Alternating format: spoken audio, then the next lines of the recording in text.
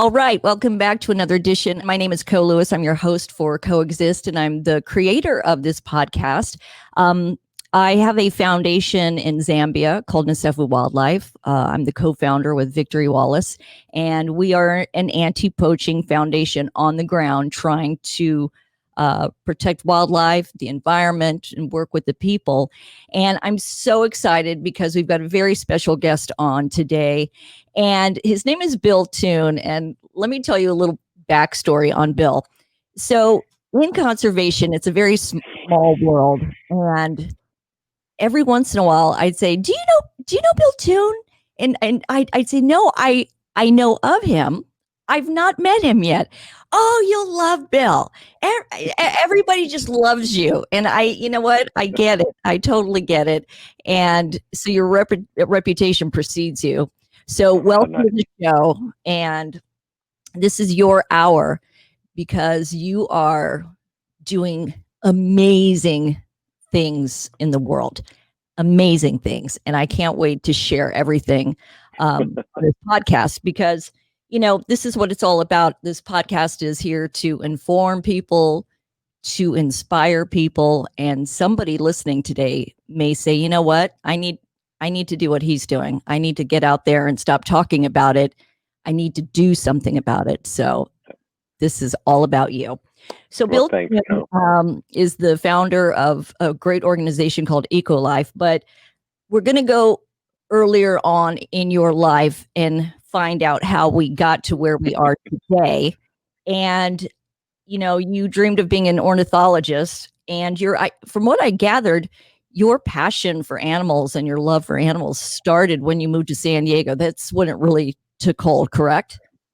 Yeah, it was actually, I was born in San Diego, but my family had just moved here from New Jersey. And they built a little house in Poway.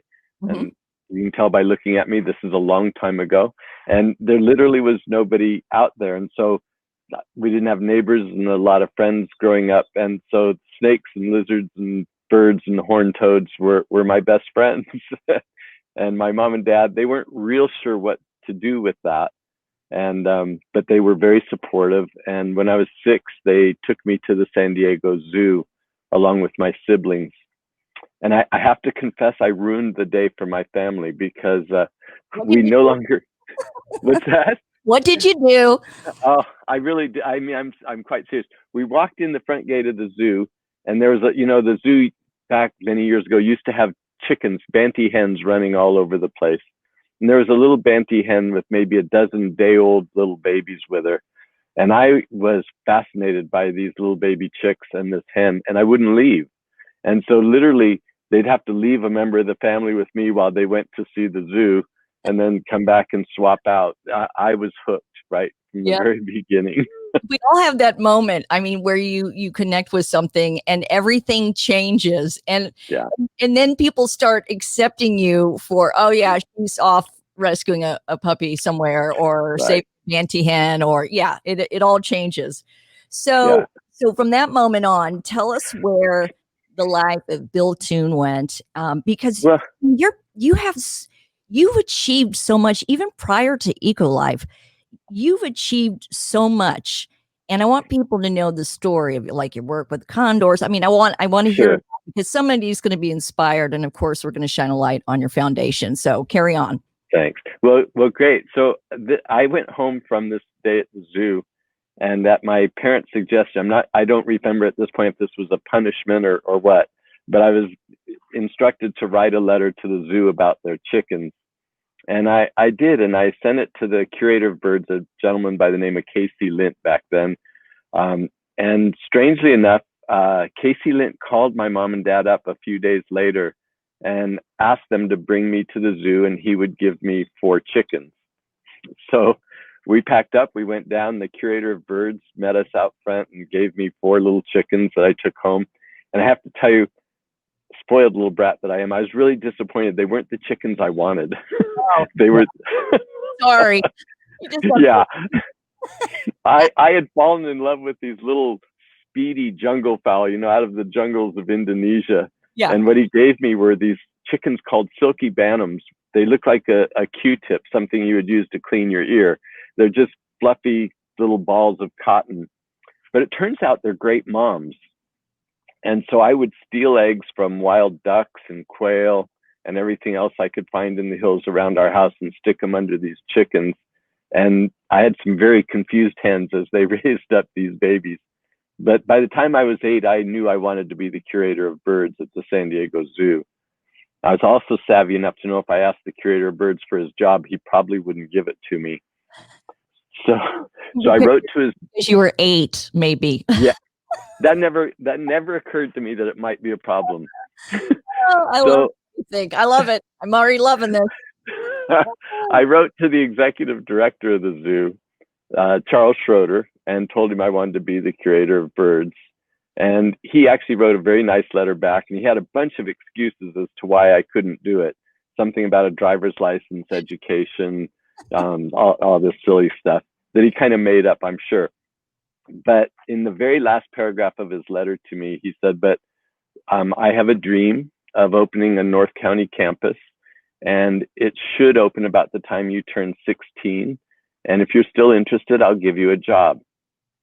So on my 16th birthday with the letter, I walked into Dr. Schroeder's office and told him I was there for my job. And awesome.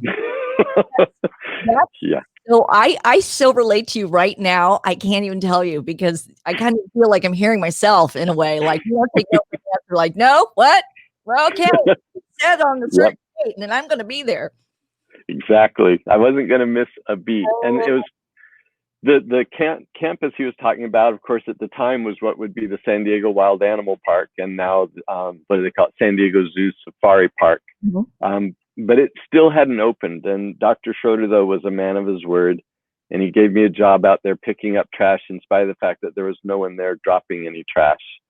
And so it was a real opportunity, because I had all day to walk around. And I started reading all the signs on the enclosures and kind of teaching myself about what was there and talking to keepers and that sort of thing. It was really the beginning of a dream. 4 years later, they supported me going away to college to study the sex life of zebra finches. Wow. Which didn't turn out very well.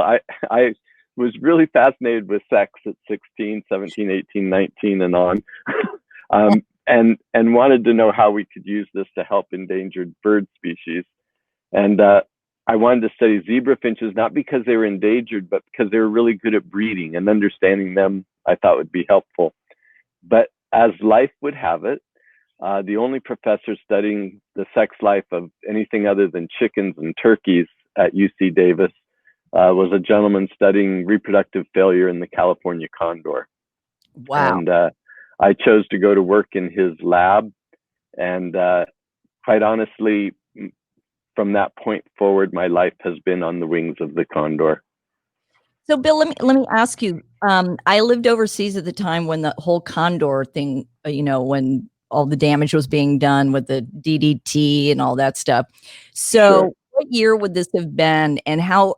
I believe you were very early on in the captive condor project. So, what year was this all happening? Yeah. So the modern recovery effort for the condor, I forget the exact date, but the recovery team for it was formed in the mid 70s, probably 77, something like that. And I was just early in graduate school at that point, and kind of met up with people, started attending conferences on the California condor. There was no captive breeding program yet at that time. LA Zoo had a bird named Topa Topa that I think they'd had him for 15 or 20 years at that point. He'd been a rescue bird, but that was the only California condor in captivity. So I was very fortunate that timing and everything worked out. I finished my degree, the zoo picked me up, and I ended up being sitting on either side of a California condor egg in the nest with Dr. Noel Snyder, the very first egg to ever come into captivity, and have the two of us look at the egg between us. And both of us, I think, at the moment, realizing how profoundly critical what was going to happen would be, good or bad.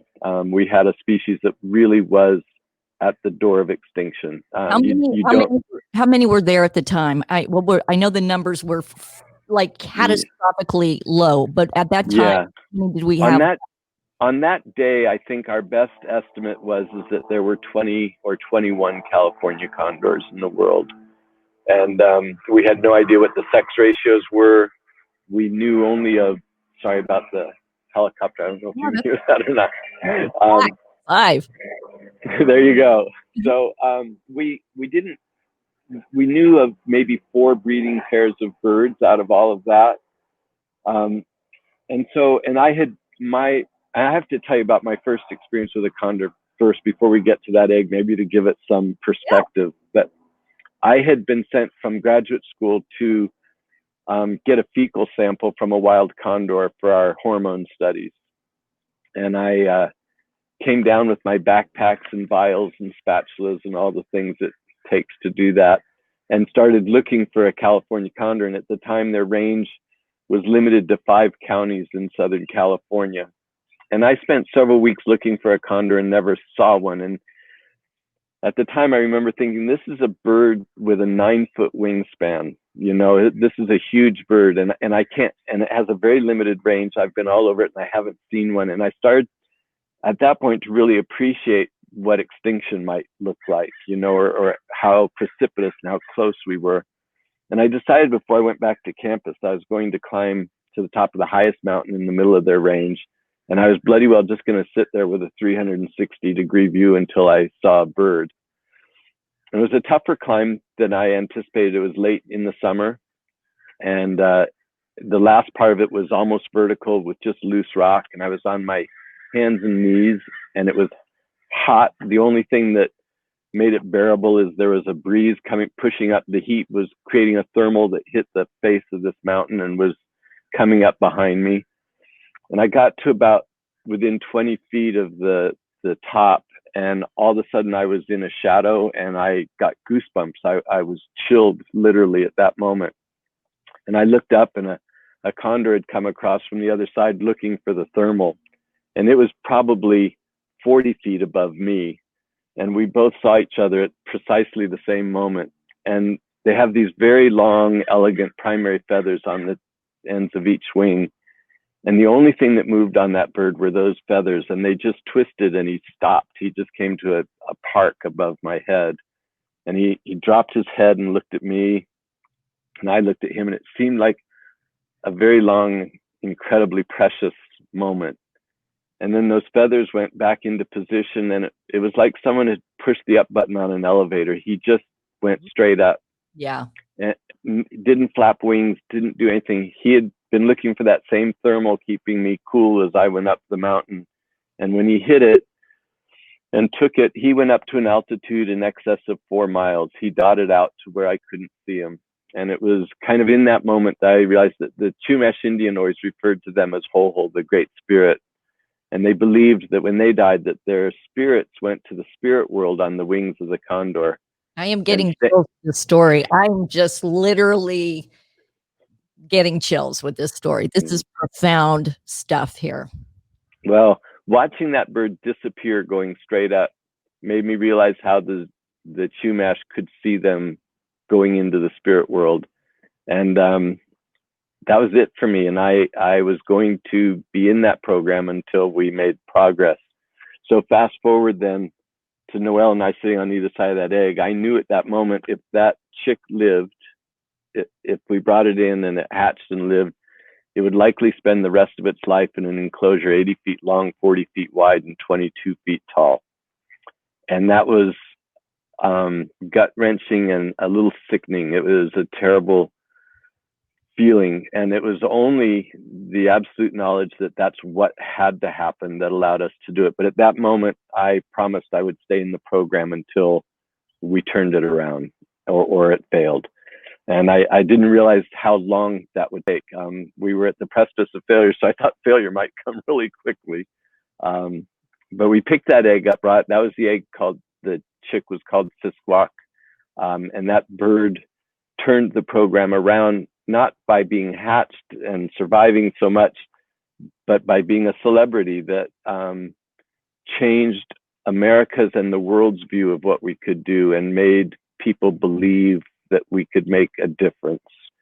And Our program is still talked about to this day. I mean, it's world renowned, and people don't realize, like you said, maybe 2021 in California, how close we were to losing this magnificent. It's not even a bird; it's like a beast. It's so enormous, Yeah, and that moment, I think we've all had that moment that the people who turn to conservation and stuff like that, we've all had that profound moment where we have connected with an animal, something like I truly, listening to this story, I truly believe that condor knew you weren't there to hurt him, that there was something deeper than that, and that's why he just was in a peaceful state around you and not feeling threatened.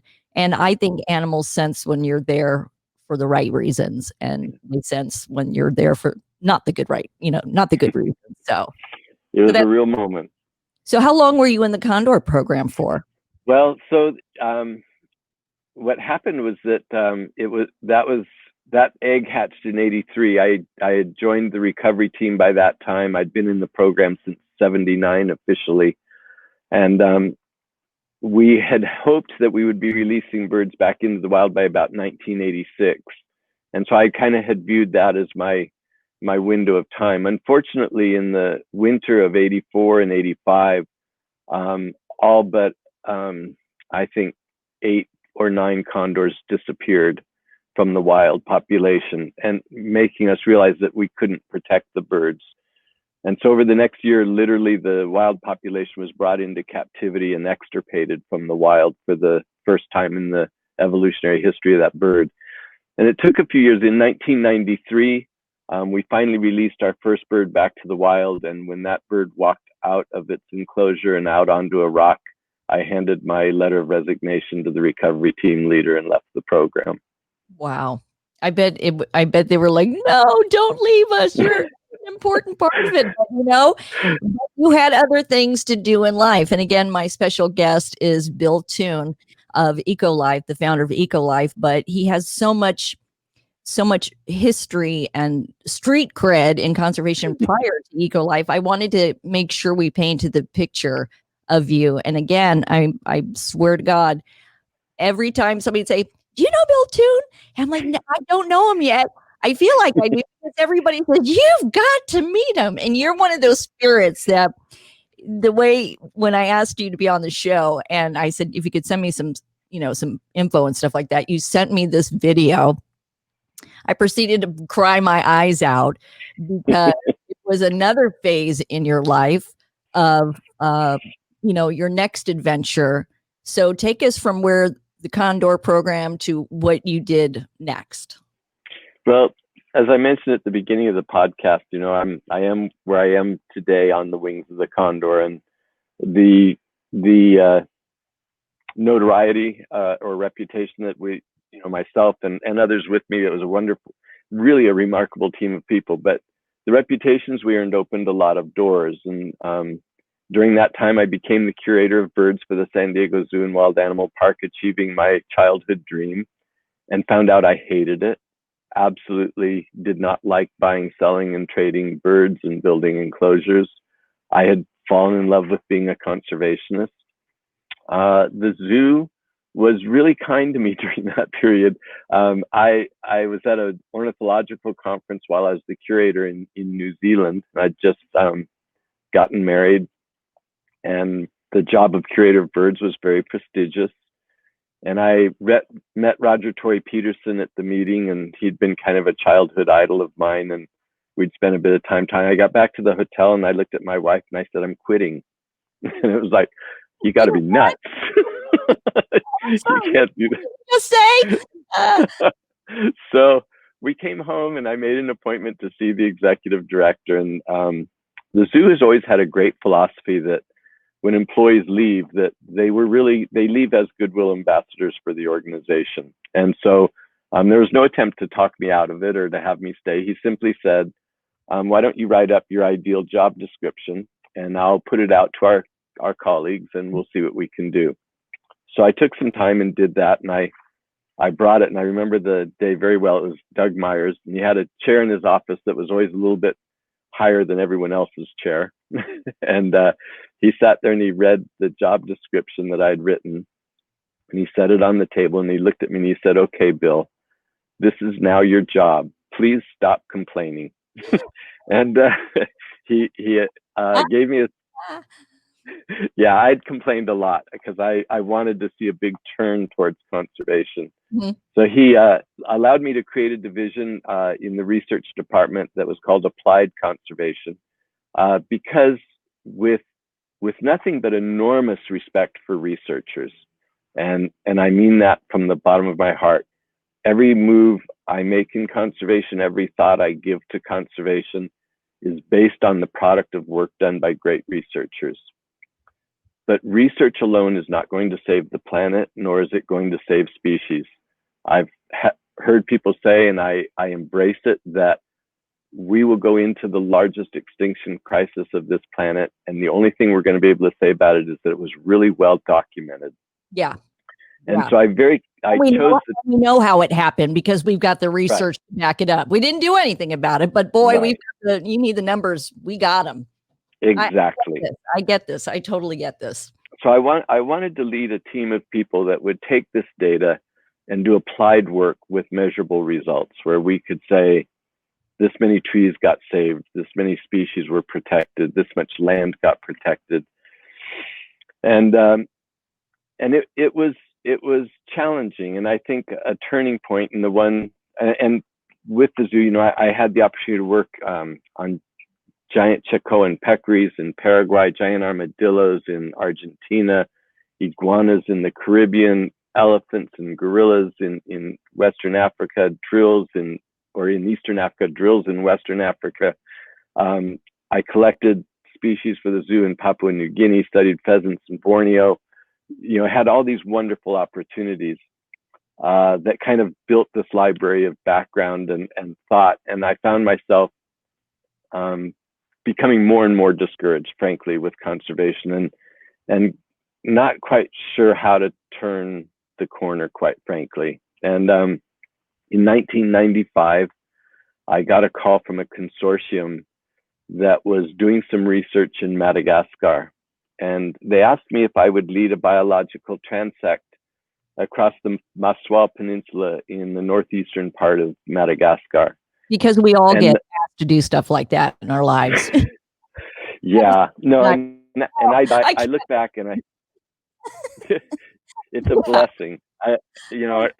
What had happened is in the intervening years, I had found myself preferring to be in a rainforest than pretty much anywhere else in the world, and my colleagues kind of took note of that. And there's a lot of us who enjoy being in the field, there were not always a lot who want to be left there for very long, you know. So it was this narrower group. So the handful of people who had that reputation of being comfortable in the bush and able to be away for long lengths of time narrowed it down a little bit, and it was a treat and an honor to be asked to do this. And the Maswal, although the northern part of the peninsula had a trail across it that runners and walkers could use as kind of a competitive sport, farther down to the south in the deeper rainforest of the peninsula, no travelers had been in there since the mid 1500s, when pirates would hide in the Bay of Antongil and flee into the forest. So it was a real opportunity. It was about a 115-mile trek, a straight line transect across the mountain range from coast to coast. And it was a fascinating time. And on that walk, we encountered a little community of Antanambao of about 200 people. And they were terrified of me and ran when we came. And I was pretty sick at the end and not really interested in meeting people. And I knew I was close to reaching the coastline and really just wanted to get there at that point. We'd been badly bitten by rats and things and gotten staph infections, and we were ready to be done. But in any event, I made note of this community in my notes, and we finished the study. And this is where research comes in really valuable. Somebody somewhere actually read my notes. I'm always fascinated that someone does that. And I got a call that said, you know, this little community that you crossed through Antanambao is going to be in the footprint of what we want to set aside as a national park. What should we do with all the people who live there? And I thought about, they'd been terrified of me. They had no power, no running water. They didn't know how to work on an engine. You know, they didn't have an engine. They were living in reed huts with palm thatched roofs and Just bark on the floors. edge of survival. They're just literally on the edge of Yeah. survival. And we're so far removed from that here in the Western world that Yeah. you go to a society like that, you're like, wow, it is razor thin between life and death. It's Yeah. a soul awakening for sure. Yeah. And so anyway, I said, you know, you have to leave them there. They had their own dialect. And Madagascar is very, very poor and can be very dangerous and very rugged. If these people were brought into, say, the capital city or dumped into another community, their chances for survival would be very little. They had no education, and it's a rugged, challenging place to survive. So I recommended that they leave them there. And they said, well, we'll consider that if you'll agree to go live with them and teach them what it means that there would be a national park there, maybe help them find ways they could make money from tourism, that sort of thing. I'm the worst person in the world to do that. That's not my background, not my training, but it sure did sound fun. So I said, yeah, I'll go. So, and that's video, and it's the video of you there that just it just, you know, I hope people go and see your video, how you connected with the place, because of that story, how things change. So take us to you going back there. well, even before, so I worked there from 1997 until fall of 1999. Now in 97, I almost gave up because nobody would speak to me. And I had a translator named Tina from the capital city. And she and I had been there for a couple of weeks, and no one would speak to us. We weren't allowed to bathe in the river where they did. It was not working at all. And I realized I really was the wrong person to do that job. And so I said, Tina, we're going to pack it up, call it good. And while we were packing, I noticed a little 18-month-old boy hiding in the bushes behind me. And I didn't look at him because I knew if I did, he'd run, because all the other kids had. But he stayed there, and I put my hand behind my back, and I went, Areke, Arua, Tele, Etitadim, 1, 2, 3, 4, 5. And I kept counting over and over until finally I heard his little voice come back and count in English, 1, 2, 3, 4, 5. And he came every day, and I said, Tina, we'll wait. And anyway, his name was Emilian, and Emilian got me integrated into the community. And we worked there until the fall, November of 1999. And there was a pattern that happened that I have to share with you, because you told me we have time to do this. Yeah. Which is a treat. I don't get to tell some of these stories very often, but the show is to bring great people and organizations and how they came around to the world, to inspire other organizations and people. And believe me, I'm learning from you as we go. And this is what this whole podcast is all about. So you tell your story, btoone. You tell your story. Well, Co, you're a big blessing then for the community. Thank you very much for what you do. My pleasure.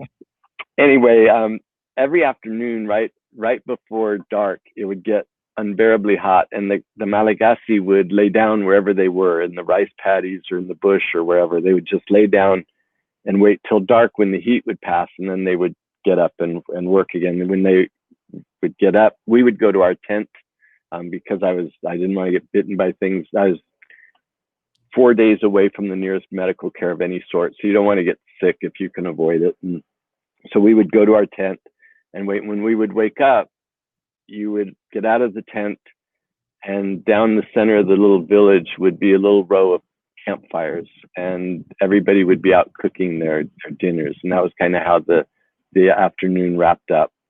And we would join the chief and his family and eat, and then go to bed. So on my last night there, my wife Sunny and I were there, and we got up, and after this late afternoon nap, and it was dark, and there was only one fire in the village, and there was nobody there. And we didn't know what had happened and didn't know what to do. And so with Tina and Sunny, we went and we sat down next to the fire in the dark to wait and see what would happen. And after a few minutes, now I can get very choked up about this, but we started to hear first very quietly the rhythmic stomping of feet, and then the clapping of hands and singing. Sorry. And That's okay. the whole village in the dark sang and brought us, one person at a time would come to the fire and give us a gift, a leaf, a clove, a vanilla bean, whatever they had, and then they would step away. And it went on for 200 people. Oh my God, this is the greatest. Oh my God, I'm crying with you. So we, and the worst part, of course, was saying goodbye to Emilion and his mom and dad, and knowing we weren't going to be back there. And so Sunny and I went, when it was all over and we'd cried buckets, and we went to our tent and we talked to Tina, and we said, look, Tina, you need to leave like now, or as soon as you feel safe, you have to leave and make arrangements for us to come out of the forest, because we're going to leave here pre-dawn, so that we don't have to say goodbye to people again. And so Tina packed up her tent and left. We waited just a couple more hours and tried to be very quiet and gather our things to go. And as we left, we were intercepted by Emilion's mom and dad, and they'd taken an old bag and put everything he had into it. Told you I would do this. That's okay. And they gave us their son, and we couldn't take him, obviously, and my Malagasy was very bad. Tina had already left, and all we could do is hug him, turn around, and walk away. And so that was, that was the ultimate sense of showing of gratitude. They felt on a chance at a better life. You know, they wanted a better life. Yep. Yeah. They had originally been afraid of us. They believed that we would eat small children, steal the spirits of adults, and then later they believed we were there to steal small children to sell. And so it took to go from those kinds of beliefs to the point where they wanted us to take their boy to make a better life for him. Speaks to the relationships that we were able to establish there and the work we were able to do with the community. In any event, we got home. It was late November, actually really early December. We were there over Thanksgiving and came home in December. And only 4 months later, I was watching the news and I saw the formation of a huge cyclone in the Indian Ocean. And it was on a perfect trajectory to hit northeastern Madagascar. And when it did hit, the community of Tannenbaum was about 15 to 20 miles inland from the ocean, next to a point of land called Cap Est, the easternmost point of all of Madagascar. And the storm hit ground there and wiped out everything for over 100 miles. It was the largest cyclone on record to have hit. And I was one of only a handful of people in the world who knew that there was somebody there. And I tried very hard. We have a mutual friend, Judy Wheatley, who knows the story well and was extraordinarily compassionate with me. I love Judy Wheatley beyond words, and Chuck Wheatley. And as do I. Couldn't as love do I. Yeah. I was, to say that I was out of sorts would be putting it very mildly. Here was this person who's supposed to be the scientific biologist, and you know, you don't get your emotions involved in all this. But I had a community of people I was very much in love with, and I asked for money from a number of organizations. There had been a whole consortium supporting our work there over the years, but they were all conservation groups. And when I asked for money to go back and search for Emilion and other people in the community and to do what we could do to help, the answer was consistently, we do animals, not people. And it broke my heart. And this is why it's critical that I had you on, because that line that you said right there, we do conservation, we do animals, not people. But people don't understand that if you don't have the community behind you in what you're trying to save, it's simply never going to work. Never. Yeah, and I'm going to go so far as to bash our first effort at that, because at the time that I was doing the work, there was the emergence of what everyone was calling community-based conservation, which was the idea that people could be employed as guides and trackers and ticket sellers and bus drivers or what have you to support it. And when you think about these communities, that's, and especially if they're working as a guard in a park, they're literally guarding a resource from a community that depends on that resource. They're alienated from their own communities. It has not, what we have thought of traditionally as community-based conservation is overwhelmingly a failure in the conservation effort. And I struggled at that point. And Sunny and I, we had a few friends who made gifts. We've mentioned one, but primarily with our own money. We went back twice to search for people and failed to find anyone. And we didn't have the money that we needed to really get to where we needed to go. That we couldn't hire a translator, and it was just very complicated. And we ultimately gave up. But it changed forever how I would view things. And I had tried at the zoo to shift their vision to be more compatible with my personal vision. And I came to appreciate then, and I appreciate even more now running my own organization, the importance of mission. And the zoo has a clear and defined mission for what they do, and this was not going to fit in it.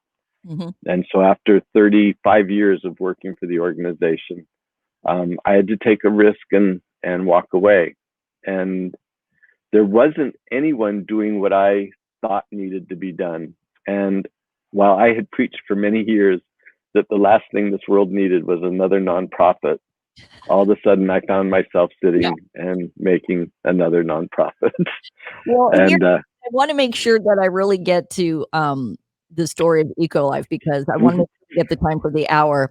So was it at this point in time when you said, I'm walking away, did you know what you were going to do yet? Or you just decided you had to walk away?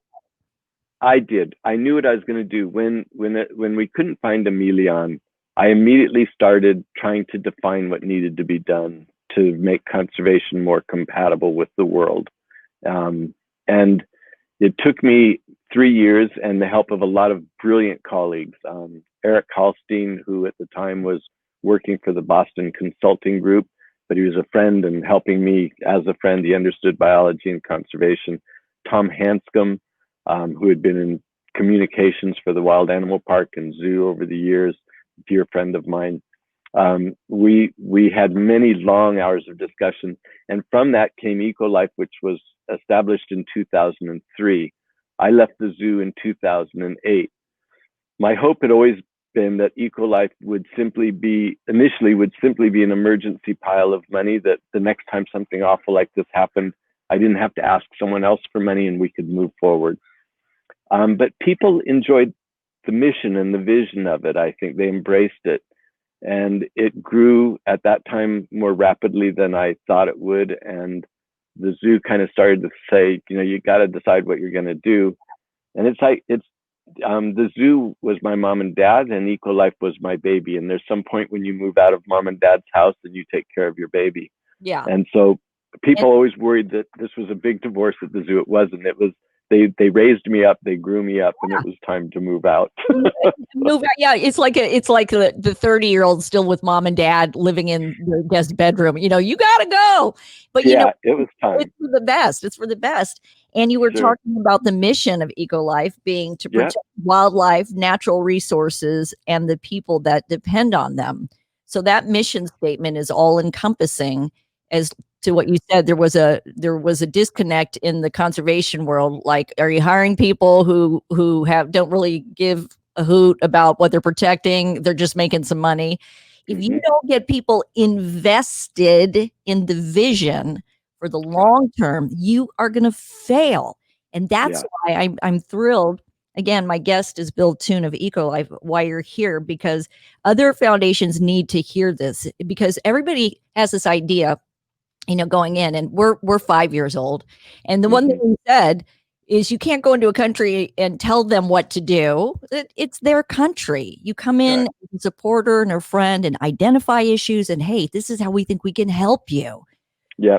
Well, So, we have even a more personal problem than that, in that when we took a look at what needed to be done, we came up with two things that we thought if they were achieved, two simple things, they sound simple, that if they were achieved on a global level would literally save the world. So the number one killer of human beings in the world are the diseases associated with indoor cooking smoke. which And that, I had no yeah, idea until I researched this. yeah. So 4.3 million people a year die from indoor cooking smoke. It's skewed towards women and children because they're the ones inside cooking. On a planet with about 7.2 billion people, more than 3 billion people still cook on an open fire on their kitchen floor.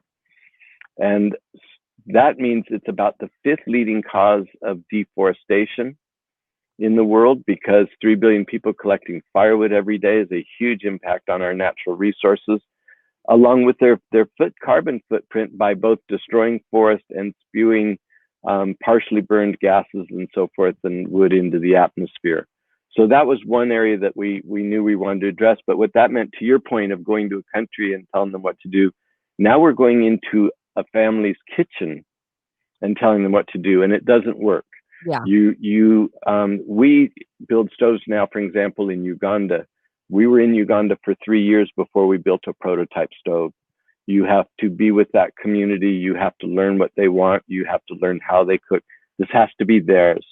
Mexico, we had it a little bit easier. We've built over 7,000 stoves now surrounding the monarch butterfly reserves. We had it a little easier because an NGO down there called HIRA, a farming and technology group, had developed a stove called the Patsari stove that was very well adopted by the indigenous communities. And so we simply adopted something that was working and moved it and are moving it forward at a rapid rate. I mean, I'm so proud of a few things, but we used to be proud if we built 100 stoves a year, and now we're building 300 stoves a month, and we hope to double that over the next year. We've applied for carbon credits and should be approved by March of next year. So we'll be able to sell carbon offsets to farmers. So anyway, really what I wanted to do is address the fact that we're literally dealing family by family. And now all of a sudden, when we do conservation in a community, 92% of every home in the community we work in is impacted by our conservation work. And that's to me, that's community-based conservation. That's not one or two of them, but all of them. Amazing. And I hope one day you come to Zambia, because in our area, to get to cook and all that stuff, they burn everything. There are fires all over Zambia all the time, and they just think that's fine. That's the way we do it. They think it's Zambia good. was the very first African country I ever went to. And it's always on fire. And so we've been working with the chief in our area, like, this has got to stop. It's bad in so many ways. But what they do is they burn it for the charcoal to cook. So these stoves are exactly what are needed in our area, because that would stop all the deforestation quickly, In our so our second area we looked at, because I wanted this strong human component, and to me, the largest killer of people was that. And so we said, well, what's the largest destroyer of habitat? Because species depend on habitat. Habitat's overwhelmingly destroyed. By far, the first biggest thing to destroy habitat is expanding agriculture. And so we said, well, then if you want to be a conservation group, you have to build stoves and you have to do sustainable agriculture. And so those have become our two mission areas. And and things like sustainable agriculture have perfect application right here at home. We're in a state that spends 55 billion gallons of water growing 90% of the lettuce for this country, and we ran out of water 100 years ago. We can grow all of that lettuce with 1/10 of the water and 1/10 of the space if we do it more sustainably, and we can do it faster, easier, and cheaper. But it's an educational process. You think it's hard to teach people to adopt a new stove in Mexico or Uganda? Try to teach an old farmer to change his ways of farming. It's a long, very, very long process. So we're in over 500 classrooms teaching tomorrow's farmers how to work. We're working with today's farmers who are starting to understand that things are going to need to change to stay competitive. And we hope to start taking our agriculture overseas in the coming years. But It's been an exciting ride, and I have to say I'm very proud, Co, of the opportunity to be here with you. But professionally, I'm very proud of the work we did with the California condor and so many other species. But in the last 15 years, my opportunity, well, more than 15 years now, to work with ECOLIFE has been the biggest privilege of my life. And finally, I can measure our impact. And Yeah. if I have time, I have one tiny little story I want to share. You got 12 more minutes. It's all you, man. You go. You go. So ECOLIFE was founded in 2003. The storm that wiped out our community in Madagascar was in 2000. And 16 years after the storm and 13 years after forming ECOLIFE, 3 of our biggest donors pulled me aside and said, Bill, it's time for you to go back to Madagascar. You have to understand, I didn't start ECOLIFE to save Emilion or his community. I started ECOLIFE so that on a global level, we wouldn't face those kinds of questions anymore. And so I'd never gone back after our initial searches for him. And my mouth sometimes moves faster than my brain. And I immediately said yes, that I would go. And it was only later as I sat thinking about what an incredibly impossible task it was. All of my infrastructure was gone. When we did our first trek and assay, there were major offices in the capital city. I had a whole team of people organizing, porters and routes and maps and all of the things, arranging translators. All of that was really handled for me there with the infrastructure that was in place. And over the last 16 years, all of that infrastructure had disappeared. And I reached out to some of the academics that were in it, but they too had moved on, didn't have contacts left there. And I thought, if I could just find Tina again, Tina would know what I could do, my translator. And this is as much a story perhaps of the privilege of rich white America as anything else, but Tina had worked diligently and carefully with me, and I'd loved her dearly. But she had spellings there were alphabet soup for the last names, and I never bothered to remember Tina's last name. It was too hard, too much effort for me to put into it. And I'm embarrassed by that, but I share it for that reason. But she spelled her first name Tiana, and I Googled Tina and conservation and couldn't find anything. And I finally searched images, and after a few days of searching, I found a tiny thumbnail that looked like Tina. And I thought, found her, and I clicked on the thumbnail, and it was a dead link. But it was a dead link that had been owned by Disney World in Florida. And the beauty of getting old is that you have connections everywhere. And I knew the woman who ran their environmental grants program there. And I contacted her and I said, was there anything, I have this dead link, a woman named Tina from Madagascar. And within minutes, I had Tina's email address. Oh, God, that's just crazy. That's crazy. Yeah. You're having these condor moments. You have your condor, you have that connection with Emiliano, who's your human condor, and then you have the connection here. That's all meant to be. I love it. So the one hook, so with Tina, I knew I could go back and at least have a place to start. But the other thing that the donors wanted is they asked me to bring a small film crew with me, and I declined. I didn't want to because I didn't know how it was going to go, and whether it went good or bad, I didn't want anyone to see it. It was very, very personal. Sure. So anyway, we got there in typical Madagascar.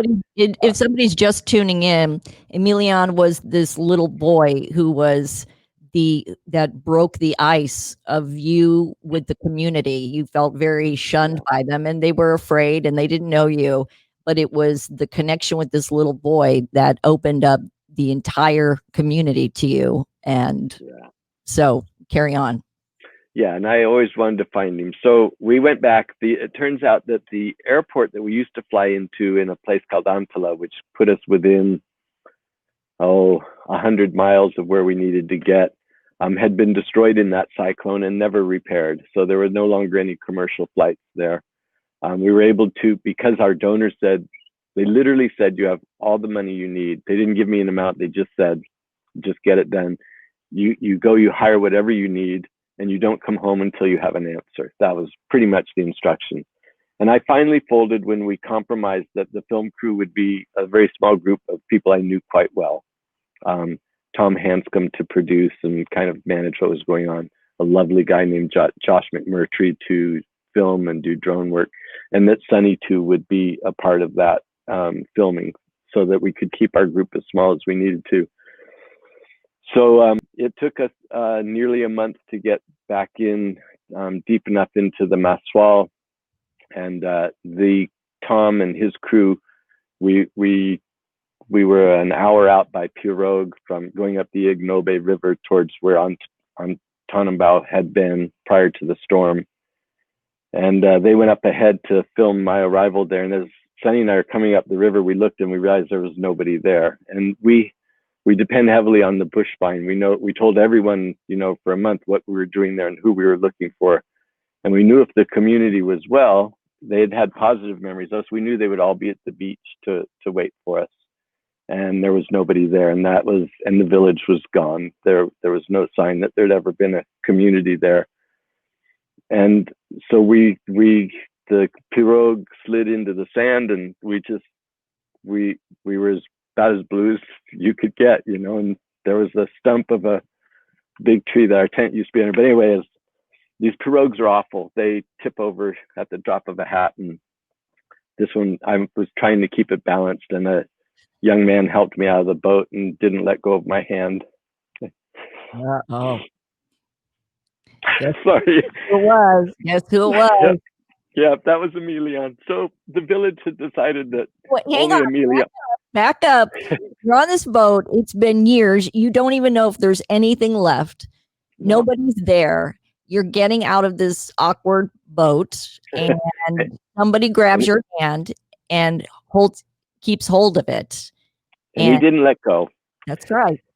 And my wife said it's Emilion, and it took me a minute to picture him. I mean, it didn't come into focus, and when it did, it was like a thunderbolt. Yeah, you see it on this film, and you're just like, oh my God, I'm like bawling my eyes out. I'm bawling my eyes out because I even knew it was him. I even knew. Oh my God. Yeah. So the village had decided to only send Emilion and his dad to meet us. So for that, and so he led us on a small trek to where the new village was, and we stayed for a few days and had the biggest party of my life. And there we got reinforcement of everything. Emilion had a terrible burn on his arm from a indoor cooking fire when he was young. Mm-hmm. He had just become the father of a little girl who was the same age as when we met Emilion. He and his girlfriend are sitting with their baby in a hut filled with smoke. The forest that was around them when I was there in the 90s was gone, mm-hmm. Cut to the ground, and their crops were in disarray and a mess. And it realized that everything we'd been doing for the last 16 years were the right things to do for people, for our wildlife resources, for our atmosphere, for our own hearts, and for our own country. And I am more dedicated than ever to our mission. I have the most amazing team of people working for me. We have 40 employees in Mexico working around the clock. We've got a small team in Uganda, our core team of about 10 people here. And next week, we have a virtual gala on October 17th. Tell us, what do people do? How do they get involved? All you have to do is go to our website and sign up. It's a free gala this year. But remarkably enough, with a free gala, we're getting more money than we earned doing our galas before. People have been very generous, but you can sign up for free. And over the years, we have developed such a huge community. So we have a total of 3 Tony Award nominees performing for us. We have off-Broadway, Mick Bell singing Old Man River, Christine Andreas. We have an internationally renowned flautist. And what's really remarkable is that we have people in London, Australia, New York, San Diego, everywhere, all performing separately and putting it together. The technology and the effort that's gone into this. There's stories of our work, of course. I'm watching the end product from our editor, Lynn Splain, who's the most remarkable video editor and wonderful person on our team. It's a National Geographic story of where we work. and it's filmed that way and presented that way. It's just beautiful, I'm so combined with these amazing artists. I'm so incredibly proud, and I'm so glad that we finally got to meet, even in a COVID world, virtual. Because I slug away, Vic and I slug away, and had 5 years with Nasefu Wildlife, and there's so many challenges. And one day we hope to grow up and be as big and influential as ECOLIFE. We're trying, but the reason why I'm so proud of you is because you went at this the right way with your heart and your soul. Every step of your life had meaning and importance, and it was taking you to the next intended step of where you are now. It took you back to Milian. It reinforced your vision of what you thought you were doing for ECOLIFE. Like, what was my vision? And what it was solidified when you saw Milian and suffered a burn. It all ties together. And this hour has been so inspirational for me. I'm sure everybody who's watching. And so again, if somebody wants to get involved with the virtual gala, what do they do? You just go to ecolifeconservation.org. You can register for free. We'll send you a link and you can join in. And it should really be fun. We're even going to have a Zoom after party. So the gala itself, it's hard to do interaction. You're going to get a chance to listen to these amazing talents and our story. But afterwards, there's a Zoom cocktail hour with breakout rooms. You can visit with different members of our staff and have a drink and tell stories. So excited. It's such a pleasure. Well, Bill, I hope we get to meet in person soon. I feel like you're my brother already. Again, I laugh because everybody just, do you know Bill Toone? I mean, it was like a running joke. I'm like, I haven't met him yet, but I feel like I know. So anyway, much love to your wife, and thank you for being my guest this hour. And again, if you want to get involved, ecolifeconservation.org. Bill Toone is the founder. He's been my special guest. And I hope this hour, like I said at the beginning of the show, this podcast is here for you to learn. We are on limited time with this planet. The damage is so critical right now. And if we don't change our ways now, it's not going to be good for anybody. Animal, human, whatever. And I hope you're inspired. If you're thinking about starting a foundation, learn from people who started it, ask questions. If you want me to forward something to Bill, email me at coe@nasefu.org. That's NSEFU.org. I'd be happy to pass it along because we've got to save this planet. Right, Bill? Right. Thank you, Co, so much for this opportunity. My pleasure. And thank you so much for tuning in to Coexist. It's my joy to put this on for you. And I hope you learn. I hope you're inspired. And I hope you have a great day. If you have any questions, again, coe@nasefu.org. Have a great day. Bye, Bill. Bye-bye.